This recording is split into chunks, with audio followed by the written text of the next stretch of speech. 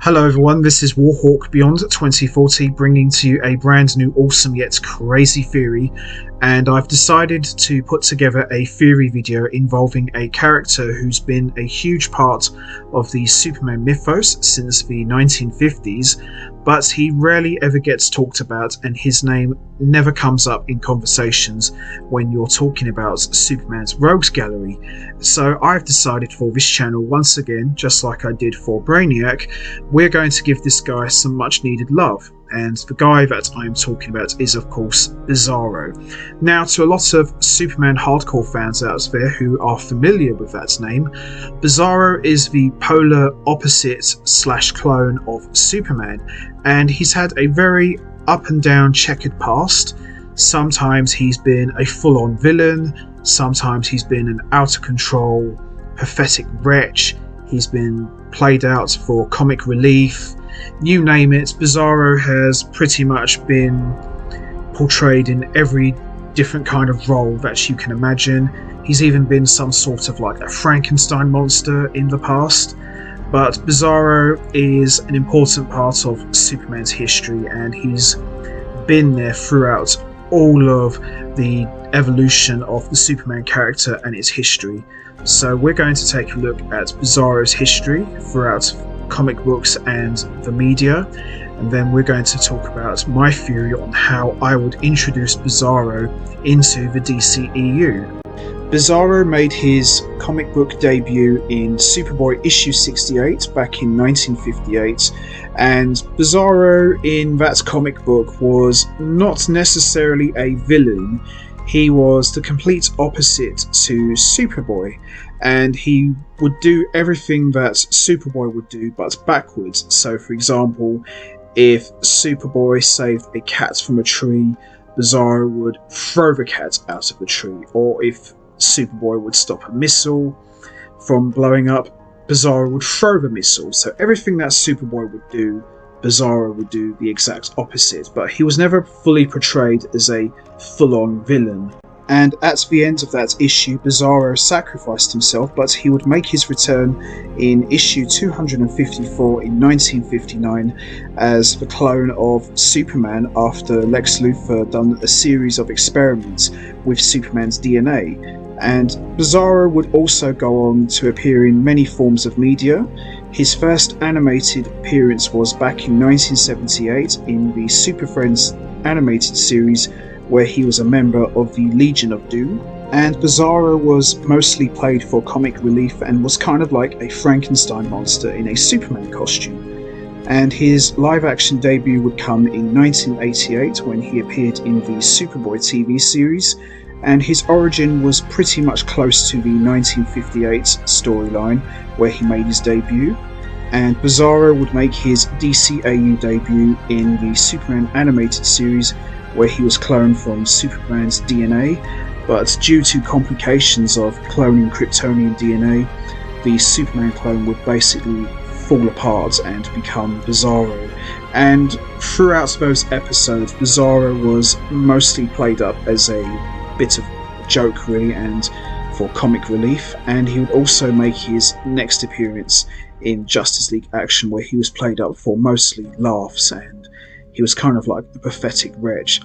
But my favourite version of Bizzaro was Smallville's take on the character, where Bizzaro was portrayed by Tom Welling, and he was played exactly the opposite of Clark Kent, which was evil. And the origin that they went with for Bizzaro in Smallville was he was a evil phantom as a result of a failed experiment on Krypton, and he was going around killing people looking for the ultimate body, and he took control of Clark's body and basically cloned himself from Clark's DNA. And I thought that portrayal of Bizzaro was probably the best, because he was exactly everything that I wanted Bizzaro to be: evil, cold, calculating, and just above all else, a full-on evil monster.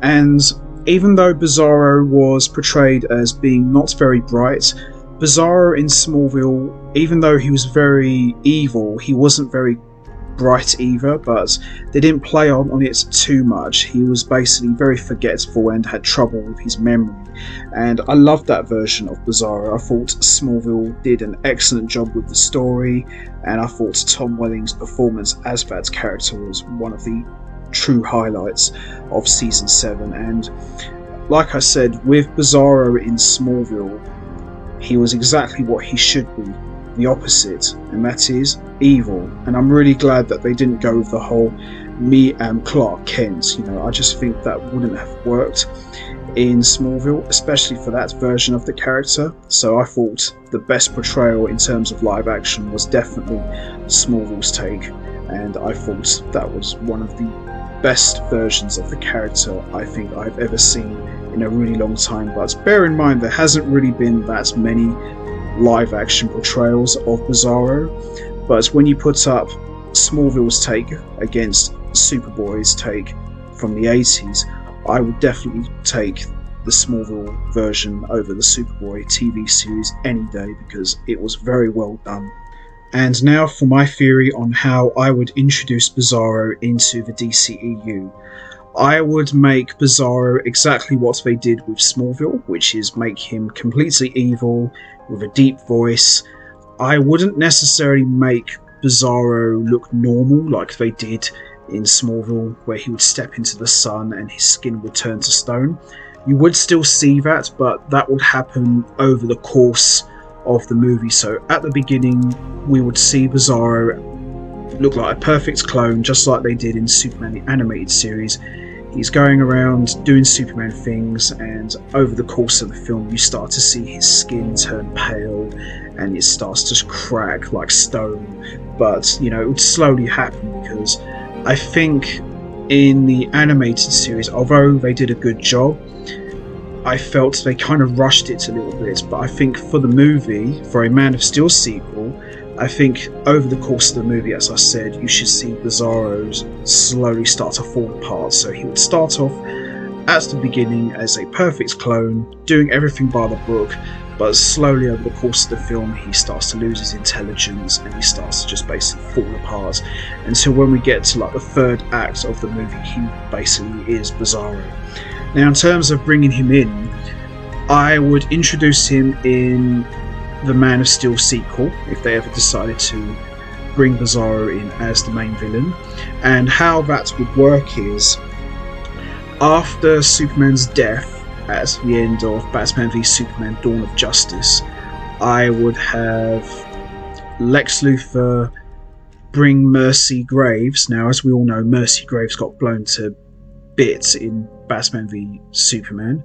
So what I would have is he would put together an android of Mercy Graves like they did in the comic books, and Mercy Graves would go to the site where Superman was murdered by Doomsday, and she would pick up bits of his blood, because obviously he was stabbed with kryptonite, so Superman obviously bled. So Mercy Graves, the android version, and all of Lex Luthor's LexCorp employers would get all of Superman's DNA, bring it to Lex Luthor's prison cell, and he would start working on a way to bring quote-unquote Superman back, but he would have Superman under his control, and he would order this clone to basically tell everyone that Superman is back, but they don't need to know how he came back. So we're going to fool everyone into thinking that Superman is back. So the clone would do exactly what Superman does, saving people, all that sort of things, but then slowly over the course of time we would start to see his personality change, because you've got to remember, cloning Kryptonian DNA isn't easy and it's very complicated, so you'll see complications in Bizzaro's DNA, and as I said earlier, you'll start to see the clone fall apart.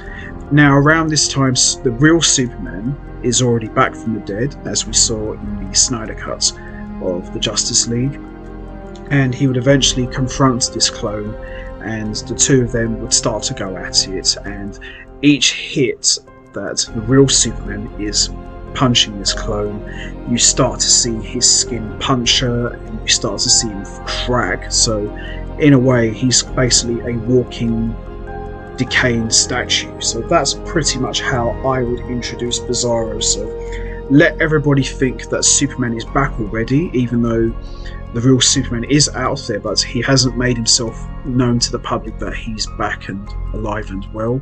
So the clone would fool everyone into thinking that he's back already, but then the real Superman would eventually confront him, and then chaos would ensue. Now, I would have also Bizzaro in the DCEU. He's a villain, fuller, but he would only become a villain once he's basically fell apart. So basically once all his skin and makeup's rubbed off and his costume starts getting darker and his voice starts getting deeper, then he'll become the villain. So his attitude would be, well, if I can't be the hero that Superman is, then I'll just be the villain, and then everybody will have no choice but to respect me. So that's kind of how I would introduce Bizzaro into the DCEU. Have him be cloned as a result of Superman's death at the end of Batman v Superman, and just go from there, really. So there you have it. That's my theory on how I would introduce Bizzaro into the DCEU. How would you bring Bizzaro into the DCEU? Would you do it this way, or would you do it a different way? Do you like the idea of cloning, like we've seen in the past Superman media? Or would you prefer if Bizzaro came from another planet like they've done in the comic books? You know what to do, guys. Hit the like button, hit the subscribe button, leave your thoughts and comments down below, and I will see all of you next time. So until then, take care everybody, and stay safe, and once again, thanks for listening.